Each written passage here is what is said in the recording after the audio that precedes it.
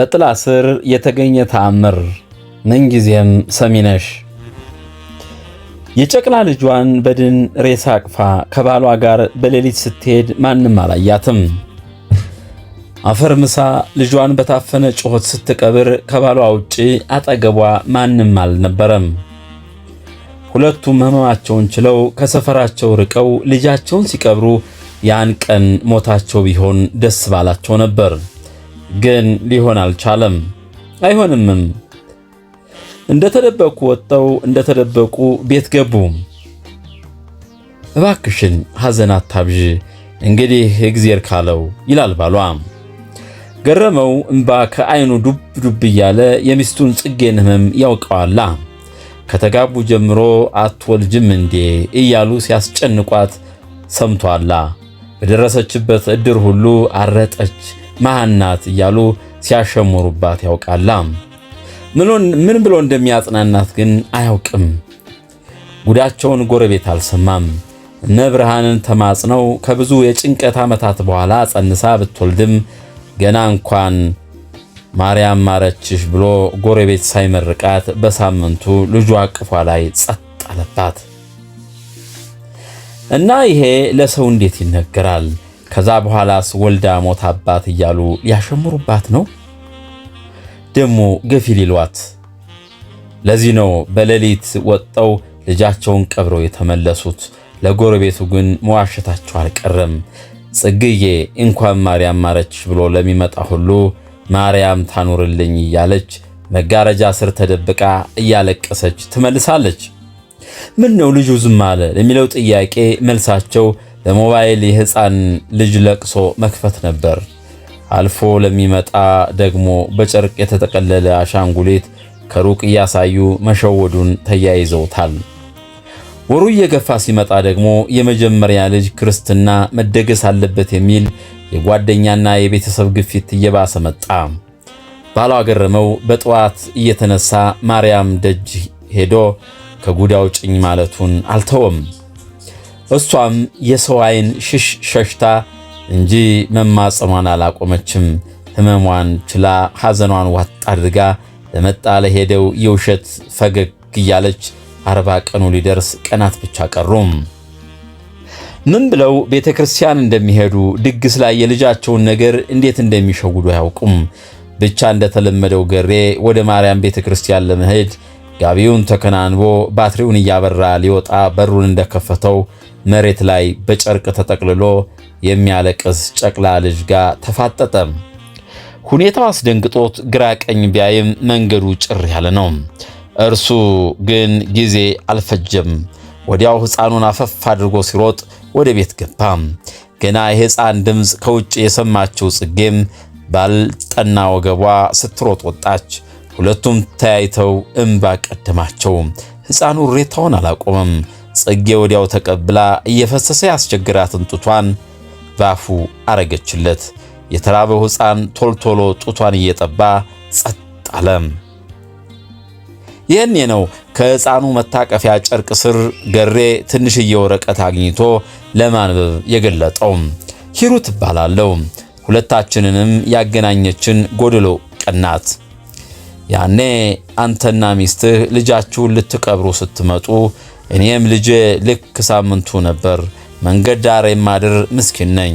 ያን ቀን ለቅሷችሁን ሁሉ ከኔ በቀር ያየ የለም። የኔም ልጅ ወንድ ነው፣ ግን ማሳደግ አልችልም። ከዛች ቀን ወዲህ ሰፈራችሁ መጥቼ ስለ እናንተ ሰማው። ልጃችሁ ሞቶ ሰፈርተኛው የሚያውቀው እንዳልሞተ ነበር። ይሄው የልጄ ክርስትና ደርሷል። አደራ በፍቅር አሳድጉት። እኔ አንዴ በሰራሁት ስህተት ልጅ አይሰቃይ፣ እናንተም ከፈጣሪ አትጣሉ፣ ደህና ሁኑ የሚል ነበር። ጽጌና ገረመው ለረጅም ደቂቃ ተቃቅፈው ተላቀሱ። የልጃቸው ክርስትናም ነጭ ለብሰው አምረው በአቋቋሚ ተከበው የተባለለት ቀን ሆነ። ስሙንም ምንጊዜም ሰሚነሽ አሉት። የጽጌ የውስጥ ስቃይና የማህበረሰቡ ጫና። ታሪኩ የጽጌን ስቃይ በጥልቀት ይዳስሳል።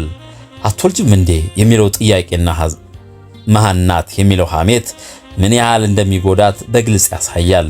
ይህንን ስሜት ይበልጥ ለማጉላት ጽጌ ከዚህ ቀደም ያደረገቻቸውን ጥረቶች ለምሳሌ ወደ ተለያዩ ጸበሎች መሄዷን፣ ባህላዊ መድኃኒቶችን መሞከሯንና በዚህ ሁሉ ሂደት ውስጥ የተሰማትን የተስፋ መቁረጥ ስሜት ማከል ይቻላል።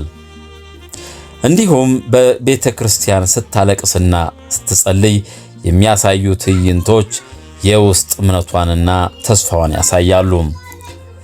የባለቤቷ የገረመው ድጋፍና የባልነት ሚና ገረመው ሚስቱን ሕመም በመጋራትና የእሷን ለማጽናናት የሚያደርገው ጥረት የሚደነቅ ነው። ይሁን እንጂ እሱም ራሱ በሐዘንና በጭንቀት ውስጥ እንዳለ ማሳየት አስፈላጊ በመሆኑ የልጃቸውን ሞት በሚስጥር ለመያዝ የወሰኑት ውሳኔ በሁለቱም ላይ ያሳደረውን የስነ ልቦና ጫና ማሳየት ይቻላል።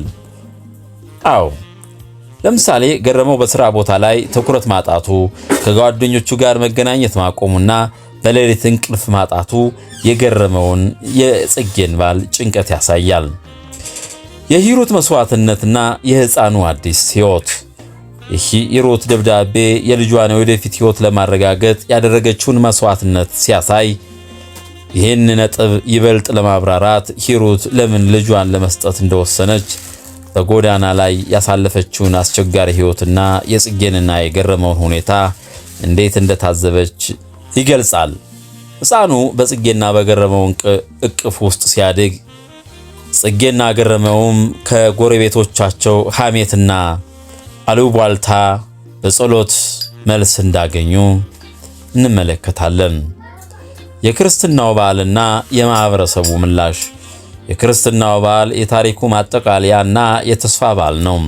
ይህንን በዓል በሚያምር ሁኔታ ለመግለጽ የኢትዮጵያውያን ባህላዊ የክርስትና ስነ ስርዓቶች ለምሳሌ የማህበረሰቡን ዝማሬ፣ የካህናቱን ጸሎት፣ የድግሱን ድምቀት ማሰብ ተገቢ ነው። ጎረቤቶቹና ቤተሰቦች በሕፃኑ መገኘት የሰማቸውን ደስታ፣ ጽጌና ገረመው እንዴት እንደደገፉ ማሰብና ከሌ መውለድ አትችልም አርጣለች ብሎ በሰው ላይ ያልተገባ ትችት መሰንዘር ምን ያህል አእምሯዊና ስነልቦናዊ ጫና እንደሚያሳድር መገንዘብ አስፈላጊ ነው።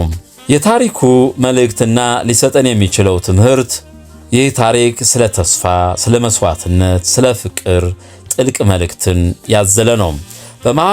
በማህበረሰቡ ውስጥ ያለውን የወሊድ ጫናና የሐዘን ስቃይ በማሳየት ተመሳሳይ ችግሮች የተጋለጡ ሰዎችን ለማጽናናትና ለማበረታታት መሰል መረጃዎችን መስራት ያልተጠበቁ የተስፋ ብርሃኖች በማንኛውም ጊዜ ሊከሰቱ እንደሚችሉ በማሳየት የሰዎችን ተስፋ እንዲያንሰራራና በተስፋ በፈጣሪያቸው ተማምነው እንዲኖሩ ማድረግ አስፈላጊ ነው።